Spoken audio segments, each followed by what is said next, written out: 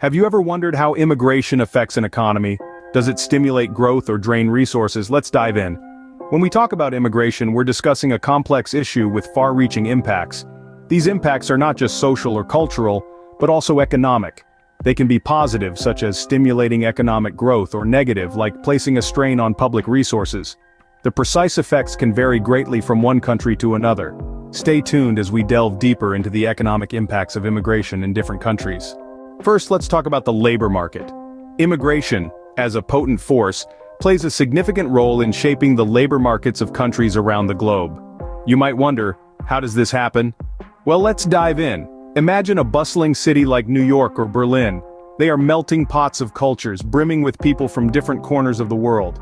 This diversity is a direct result of immigration, and it creates a multi-layered labor force. Workers from various backgrounds bring with them a wide range of skills, experiences, and perspectives. This diversity can stimulate innovation and productivity, propelling the economy forward. However, the impact of immigration on wages is a hotly debated topic among economists. Some argue that immigrants, particularly those with low skill levels, can increase competition for jobs, potentially driving down wages for native workers. On the other hand, others posit that immigrants fill gaps in the labor market, taking on jobs that native workers are reluctant to do. This can help to maintain economic stability and even boost wages in certain sectors. Let's take the United States as an example. A study by the National Academies of Sciences, Engineering, and Medicine found that while immigration might put downward pressure on wages for some, particularly those without a high school diploma, it has little to no impact on the wages of the native-born population overall. Across the pond, in Germany, the narrative is slightly different. Germany has utilized immigration to counteract its aging population and fill gaps in its labor market. This has led to a more robust economy and increased productivity. However, it's crucial to remember that the impact of immigration on the labor market is not one-size-fits-all. It depends on a multitude of factors, including the immigrants' level of education, their skills, the economic context, and the immigration policies in place. So, as you can see, immigration can have varied impacts on a country's labor market. This complexity is part of what makes the economics of immigration such an intriguing field of study. Now, let's shift our focus to economic growth. Immigration, when managed correctly, can be a powerful catalyst for economic growth. One of the ways it does so is by increasing the demand for goods and services.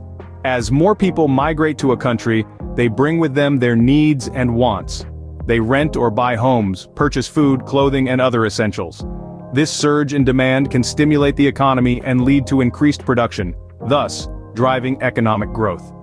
Consider the case of Canada, a country known for its proactive immigration policies. Immigrants in Canada are responsible for nearly half of the housing demand in major cities like Toronto and Vancouver, contributing significantly to the country's economic expansion. Another way immigration contributes to economic growth is through innovation. Immigrants often bring diverse skills, knowledge, and perspectives to the table, which can lead to new ideas, startups, and inventions. They can also fill gaps in the labor market, working in roles that are hard to fill with the native population. Australia serves as a great example of this. The country has a long history of attracting skilled immigrants to fill labor market gaps. These immigrants, in turn, have played a key role in boosting Australia's economic growth. They have helped to build the infrastructure, work in healthcare, and drive technological innovation, thereby contributing to the country's prosperity. However, it's important to note that the economic benefits of immigration aren't automatic. They depend on a host of factors, including the immigrants' skills, their integration into the labor market, and the country's immigration policies, among others. In conclusion, immigration can stimulate economic growth by increasing the demand for goods and services, contributing to innovation, and filling labor market gaps. Countries like Canada and Australia have successfully harnessed the economic potential of immigrants, setting a precedent for others to follow. Therefore, immigration can be a significant driver of economic growth. Let's now turn our attention to social welfare. Social welfare is a broad term that encompasses public services, social cohesion, and income inequality. Immigration can, and often does, have a significant impact on all three aspects. Let's start by looking at public services, for example, healthcare and education. Immigrants, like all residents, make use of these services. In countries with robust public services like Sweden, this can lead to increased strain on these services as the immigrant population grows. However, let's not forget that immigrants also contribute to the funding of these services through taxes. Now let's talk about social cohesion. This refers to the sense of unity and shared identity within a society. In countries with high rates of immigration like the United Kingdom, this can be challenged. With a diverse population comes a variety of cultures, languages, and traditions. While this diversity can enrich a society, it can also create tension if not managed effectively. Finally, let's move on to income inequality. Immigration can impact income distribution in a society. For instance, if immigrants predominantly take up low-paying jobs, this can contribute to a widening income gap. However, on the flip side, immigrants often fill gaps in the labor market, taking on jobs that local residents may not be willing to do.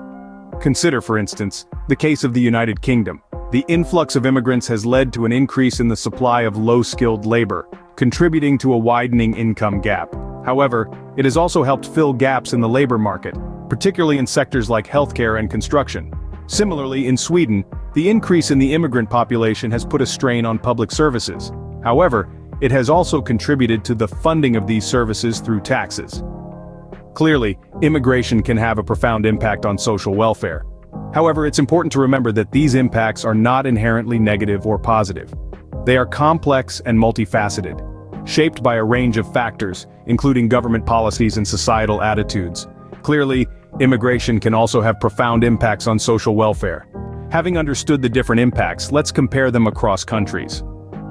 When we look at the United States, for instance, immigrants play a vital role in the labor market. They fill gaps in both low and high-skilled jobs, contributing to the economy's overall growth. This is due in part to the country's relatively open immigration policies, which allow for a steady influx of workers from various backgrounds. However, it's worth noting that the societal attitudes towards immigrants in the U.S. can be contentious, leading to debates about their impact on wages and employment opportunities for native-born workers.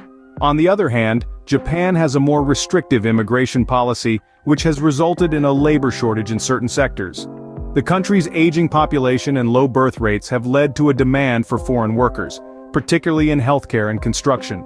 Yet, despite the economic necessity, societal attitudes towards immigration remain somewhat reserved, creating a potential hurdle for future growth. Looking at Germany, we see a different picture. The country's decision to allow over 1 million refugees in 2015 has had both positive and negative impacts on its economy. On the plus side, it has led to an increase in labor force participation and stimulated economic growth. However, it has also put pressure on the social welfare system and sparked debates about cultural integration.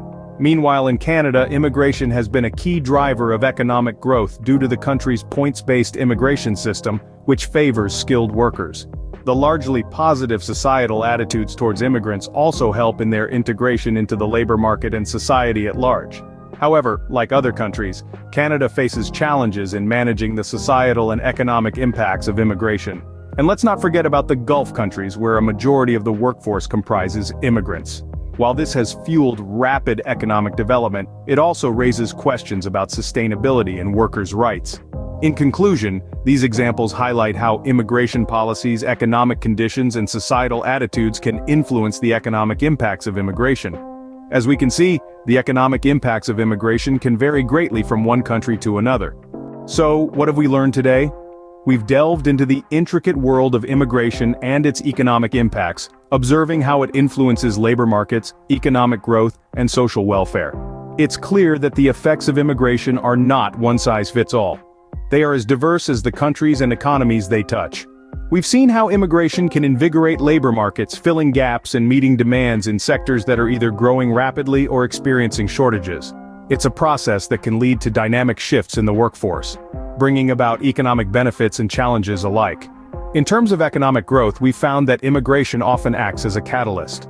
Migrants bring diverse skills, knowledge, and perspectives that can stimulate innovation and productivity, driving economic expansion. Yet these effects are not uniform across all countries and industries. And when it comes to social welfare, the relationship with immigration is complex. While migrants contribute to public coffers through taxes, they also place demands on social services. The balance between these factors can sway in different directions, depending on the specifics of each country's immigration and welfare policies. Remember, immigration is a complex issue with diverse economic impacts. It's crucial to consider these impacts when shaping immigration policies. Thank you for joining us today, and we hope you found this discussion insightful.